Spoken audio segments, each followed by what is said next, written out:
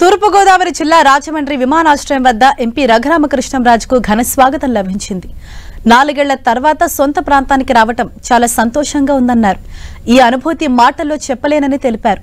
తాను జైల్లో ఉన్నప్పుడు చంద్రబాబు, పవన్ కళ్యాణ్ అందించిన సహకారం జీవితంలో మరవలేనిదని గుర్తు చేశారు.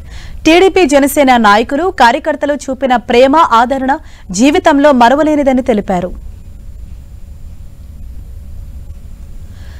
తన నాయనమ్మ చనిపోయినప్పుడు కూడా ఊరికి రాలేదని ఎంపీ రఘురామకృష్ణంరాజు అన్నారు.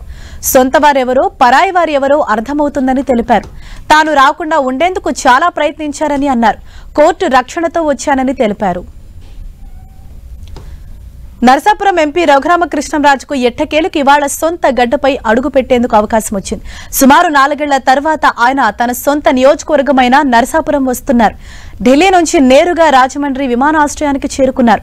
ఆ తర్వాత రోడ్డు మార్గాన భీమవరంలోని తన నివాసానికి చేరుకుంటారు. సుదీర్ఘకాలం తర్వాత వస్తున్న ఎంపీకి స్వాగతం పలుకుతూ పలు చోట్ల బ్యానర్లు కట్టారు, పోస్టర్లు వేశారు.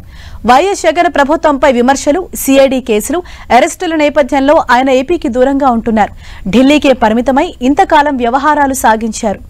సంక్రాంతి పండుగ సందర్భంగా నరసాపురం వస్తున్న ఎంపీ రఘురామకృష్ణంరాజు 4 రోజుల పాటు నియోజకవర్గంలో అందుబాటులో ఉంటారు. భీమవరంలోని రఘురామకృష్ణంరాజు నివాసం వద్ద భారీ ఏర్పాట్లు జరుగుతున్నాయి. నియోజకవర్గంలోని సన్నిహితులతో రఘురామకృష్ణంరాజు భేటీ అవుతారని తెలిసింది.